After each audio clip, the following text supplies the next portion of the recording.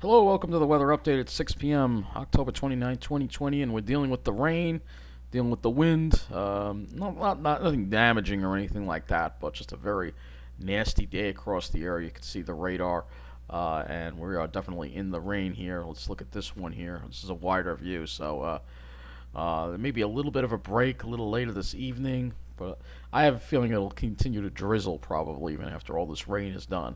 And these are the remnants of tropical storm Hurricane Zeta, which is now a post-tropical storm. Let's look at the satellite here. Well, we'll first look at this, and then we'll look at the satellite. So this is the public advisory here. Last public advisory issued was at 5 p.m. today. So 30, it's basically located 25 miles, the center of it, west-southwest of Cape May, New Jersey. Maximum sustained winds are 50 miles an hour, moving east-northeast at 55 miles an hour. Minimum central pressure 992 millibars or 29.30 inches. But it's still something that's identifiable, and that's the thing. It's still identifiable. You can still see that it is identifiable when you look at the satellite, which is what we're going to do in a minute here. But there is another disturbance that we'll have to watch. So we're not done yet. That would be Eta. So then we'd be in the second set of letters, the Greek alphabet. Second set of names, I should say, for the Greek alphabet. So let's take a look at the satellite image for our area here, and you clearly see there is the remnants of Zeta. And what I would like to do, and let's see if we can do the CONUS. Yeah, let's do the CONUS view. We're going to load up a nice long loop so you can get to watch how this thing moved up. So let's see. We can actually let's do 150 frames here. That's if the computer can take it, of course. Yeah, this is perfect. So this will show how it's moved throughout the day and into the night. So you can clearly see how it's moved, how the remnants have moved along this trough here, which you can clearly see. And here's the second piece of it that we have yet to deal with, which will be later tonight, into tomorrow morning, and that we'll be dealing with more rain. But there is Zeta, and you can clearly see the track it's made as it has made its way in. Now, looking at the power outage situation, you'll see here that we have a lot of areas that were affected by Zeta with power outages. Obviously, Louisiana, 445,000, almost 460,000 there. Mississippi, numbers not quite as bad there, 167,156. Alabama, 412,701. 412,701. Georgia, 548,387. South Carolina, even 126,092. North Carolina, 296,053. And Virginia, 50,112. And this doesn't include, I mean, literally, if you're in power restoration, you've been busy this whole year because they've also had that ice storm with the other system, the northern branch system, Oklahoma, and they still have 281,556 out, and Texas has 29,513. And yeah, Virginia also being affected by this too. So yeah, quite a bit. So we're going to look at the more heavily affected areas here, starting with Louisiana on this map here. So you'll see here some areas that just have a complete outages, almost complete loss of power. The ones that are in dark red. In Orleans, this is New Orleans, has also been hit pretty hard here. Most of their, but I believe the city was able to keep power. I believe the city core of it, unlike the last time where Katrina caused a massive blackout in the whole city. Let's see, Mississippi. So southern parts of southern parts of Mississippi hammered really bad with power outages, as you can see.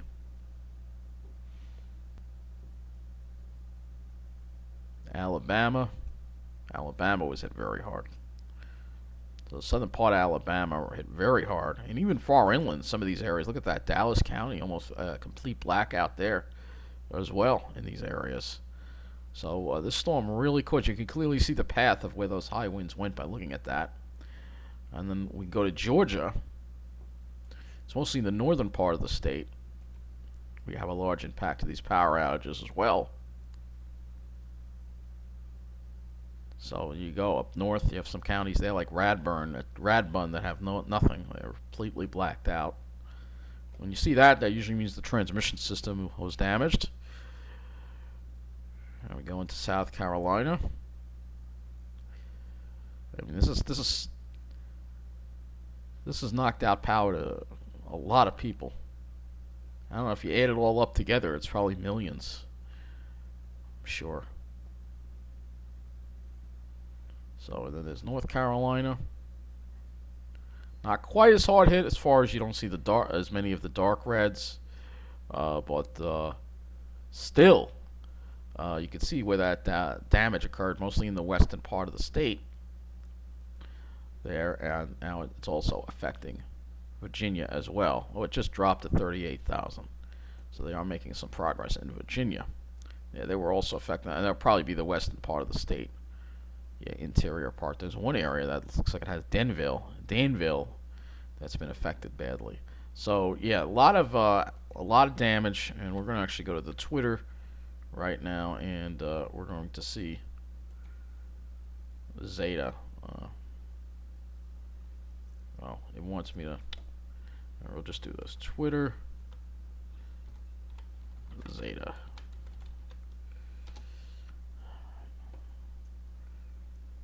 Let's see. So this is the Zeta hashtag on Twitter, so I'll be able to see what have. So time lapse as the eye moves through.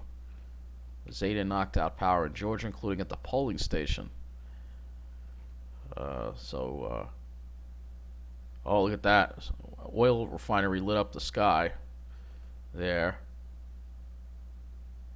This was the eye last night over there. So they got the eye just before sunset. So millions of people are waking up without power due to Zeta, according to the Weather Channel. So a lot of people, it seems like the power outages are the main impact here with this. But this has caused a lot of power outages, tree damage. This is a video of the waves from Zeta on an oil platform. But yeah, this is some of the damages, and the flooding, of course, obviously alone.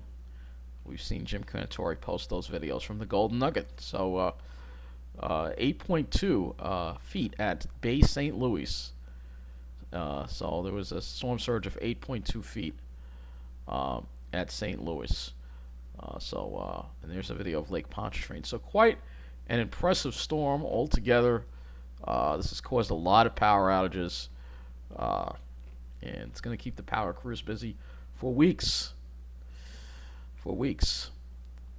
So let's go to our current conditions here.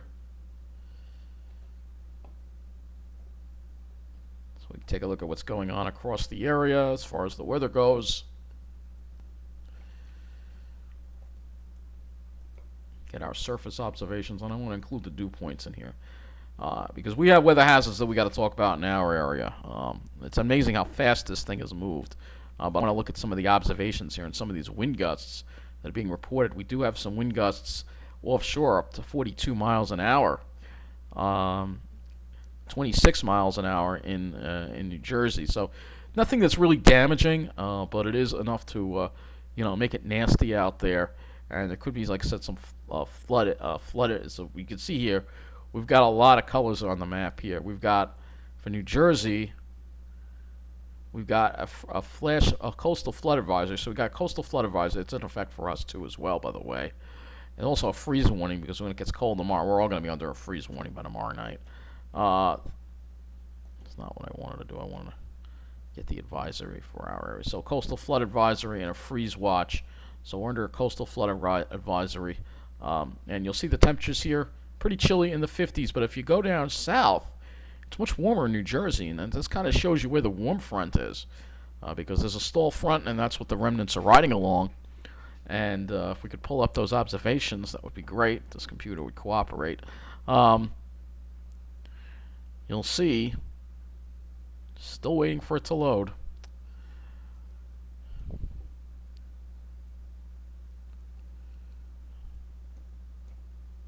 It's giving us some trouble today. I don't know what is going on.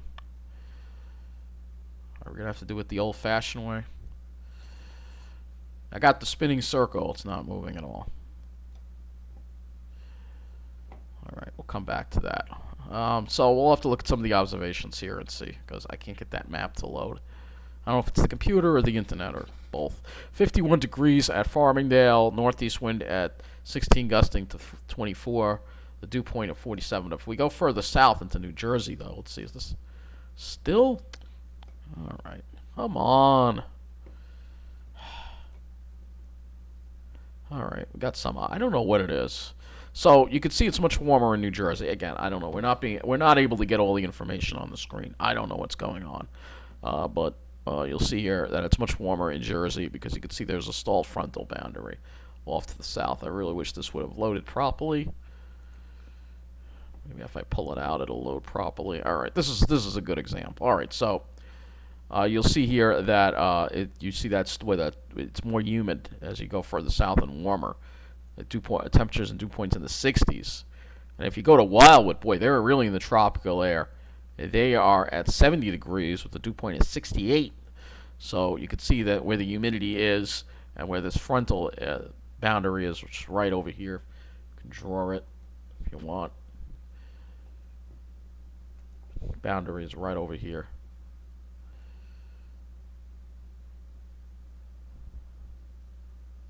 Right over there. All right, so south of this boundary, it's warmer and more humid, and that's why we're seeing this tremendous temperature difference that we're seeing right now. So if we go, we'll close that up. That's problematic. We'll look at this again. Yeah, we have freeze watches in effect because it's going to get cold tomorrow night. Very cold. So 58 at Tom's River, dew point 57. So you see it's a lot warmer down there. And again, if we look at Wildwood, which is the southern tip of Jersey, you'll see that it's much warmer and more humid there. If that would load.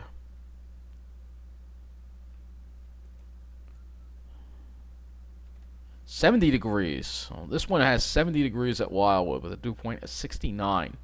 So they're really in the warm sector. You can see that. And it's definitely not great.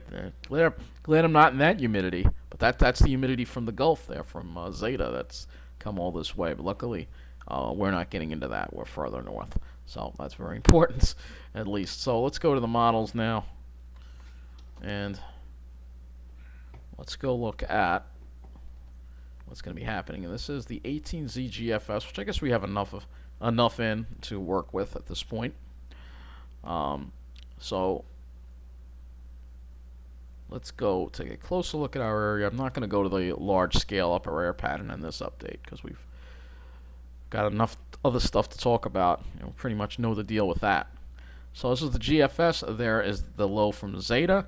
Second low comes through and forms offshore as a coastal low, and this gives us some more heavy rain tomorrow morning. And then we're going to be dealing with that rain probably through late morning to lunchtime, and then finally it starts ending. GFS seems to be a little slow with this thing. All right. Oh, yeah, I wanted to check out how much rainfall we've gotten. That's right. All right, so I'm going to have to pop up that weather and hazards map again. Forgot about that. All right.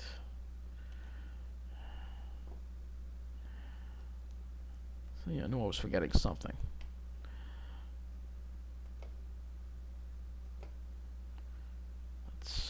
Precipitation. Oh, we gotta go historical. Precipitation.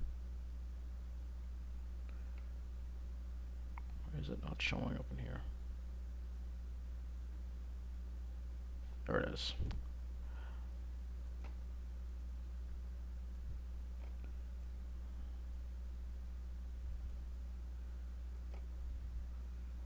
Okay. Hopefully we'll get it to work. Okay, so here's our look at our rainfall amounts. Long Island, come on, again. All right, not going to zoom in any further. You see around an inch on Long Island, and if you go down into New Jersey here, especially the southern tip, where the core of the moisture moved over, 2.25 and 2.50, the rainfall amounts. And there's going to be more rain on the way, so that's why I wanted to show you that. All right, because we're going to be getting even more rain as we head into tomorrow from the second system. So by the time all is said and done, we look at the total accumulated precip here on the GFS. And this actually is on top of what we already have. So we're going to be getting another 1 to 2 inches of rain possible. So we're going to be getting a lot of rain, maybe the wettest October on record.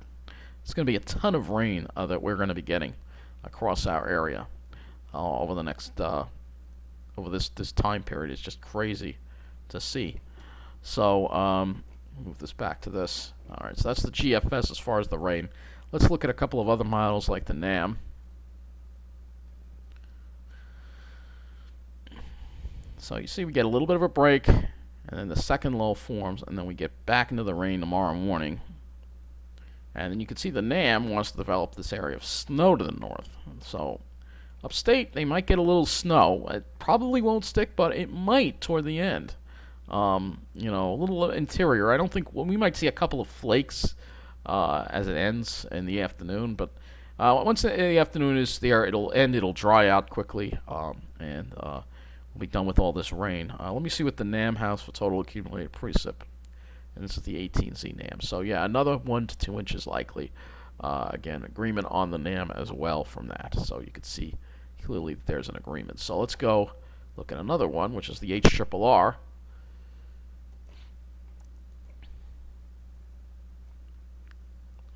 So this is the HRRR. So you can clearly see there's that rain, that second wave of rain with the second low that forms along this stall front. And then that finally gets the front out of here, and we're finally not going to deal with it anymore. So let me go back to GFS, and we'll look at our temperatures here. And I'm just curious about the snowfall, so we will look at the total snowfall as well. So you can see interior, yeah, there could be a little accumulation, probably just on the mountainous high areas, but yeah, you might get a little accumulation there from it, which is pretty crazy when you think about it. All right, let's look at temperatures here on the GFS, so you can see. We'll move this back up to current, so you can see all that warm air off to the south. That moves away, second low forms, and then the temperatures drop into the upper 30s, and yeah, we may be dropping to the upper 30s by afternoon. So it's going to feel like winter tomorrow, and then as we get into tomorrow night, temperatures are going to drop below freezing, and that's why I think there's going to be freeze warnings pretty much everywhere. And then for Saturday, we recover into the mid to upper 40s, and then Sunday we warm up even more, but that's just ahead of the next cold front. And you'll see after that next cold front moves through, it's going to be even colder, 40s and 30s. So really nice fall-like, almost early winter-like feel to the air, but it will be short-lived because as we get into the longer range, you'll see that. I guess maybe I will bring up the longer range a little bit, but I really don't in this update because there's enough to talk about. We'll talk about it more in tomorrow's weather update, I think. So you'll see here there is that warm air, and again, if we looked at the dew points, you would see that same difference there. Very well defined. Look at that. Very well defined frontal boundary right there. And you can see it's stuck. It's still to the south. Actually, this is today. My mistake. But this is the dew points there. There's the Zeta low going by. And then you'll see that dry air come through. And we're in the nice dry air for the weekend. That should bring us some nice skies. For once, we'll actually get to see the sun again after not seeing it for days and days and days and days. So I will look at the NAM dew points as well. So let's do that.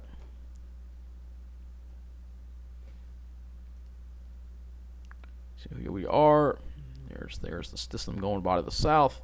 That's the Zeta low. Second low forms, but the dew points start coming down. I don't think once the dew points start dropping later tonight, I think we're not going to be seeing the, as far as Jersey goes. For us, we haven't really had to deal with any of the high dew points, fortunately. But for Jersey, they'll get the relief from that probably by morning. So let's go look at the skies. That'll be the next thing we're going to go ahead and look at.